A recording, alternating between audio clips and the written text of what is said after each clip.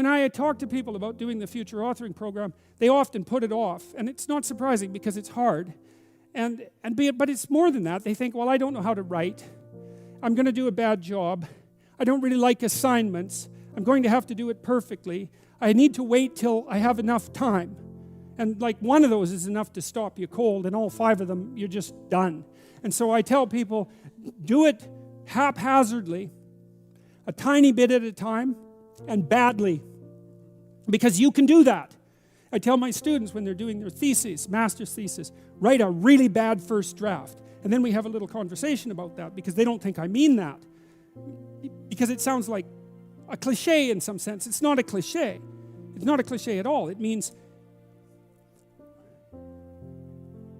you're a terrible writer, but if someone put a gun to your head and said, you have to have your 100-page thesis done by next Monday, or I'll shoot you, but I don't care how terrible it is, you would sit down and write it. And the thing is, then you have it, right? Then you have something, and then you can fix it. You can iterate and fix it. That bad first draft, that's the most valuable thing, and so that's what you need. You need a bad first draft of yourself. And there's an idea that Jung developed about the trickster and the jester, the comedian, right? That the trickster is the precursor to the savior. That's one of the things I learned from Jung that was just, it's so unlikely. You'd never think that. It's so amazing that might be the case. But the satirical and the ironic and the troublemaker, the comedian, the fool is the precursor to the savior. Why? Because you're a fool when you start something new. And so if you're not willing to be a fool, then you'll never start anything new. And if you never start anything new, then you won't develop. And so the willingness to be a fool is the precursor to transformation. And that's the same as humility. And so if you're going to write your destiny, you can do a bad first job. You're going to get smarter as you move forward.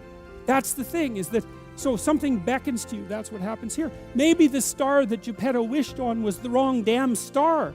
But at least it was a star, right? At least it was in the sky. At least it moved him forward. And so you say in your life, well, something grips you and fills you with interest. And you think, well, should I do that? And the answer is, if not that, then something. What if it's a mistake? It's a mistake.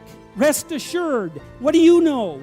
You're going to stumble around, right? And what's going to happen is this. You're going to not stay in stasis. You're not going to wander around in circles. And I see people like that. They said, well, I never knew what to do, and now I'm 40.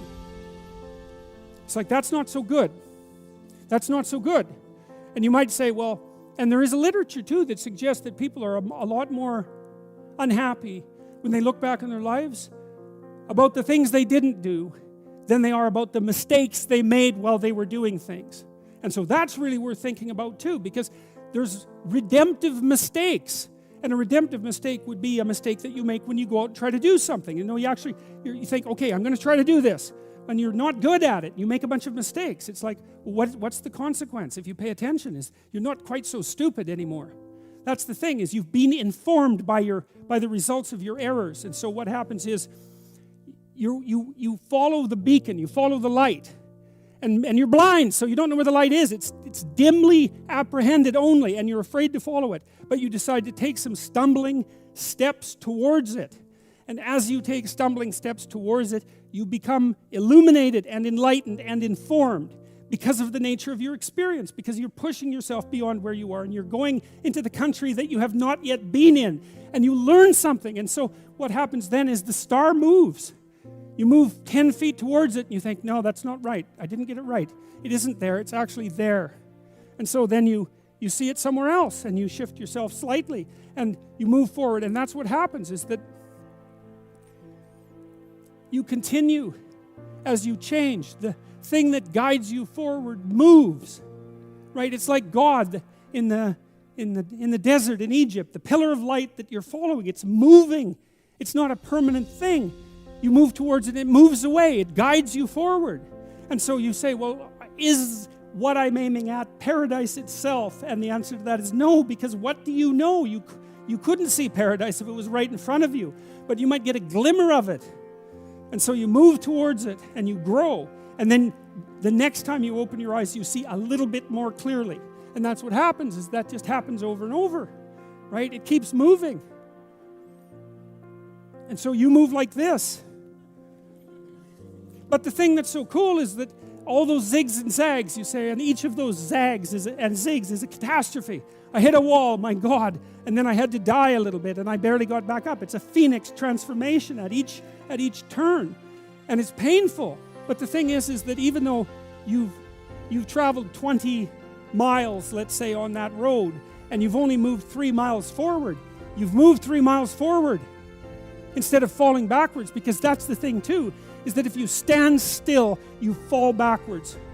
You cannot stand still, because the world moves away from you if you stand still.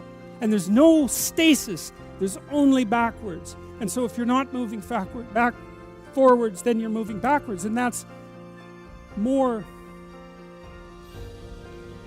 of the underlying truth of the Matthew principle. To those who have everything, more will be given. From those who have nothing, everything will be taken. It's a warning. Do not stay in one place.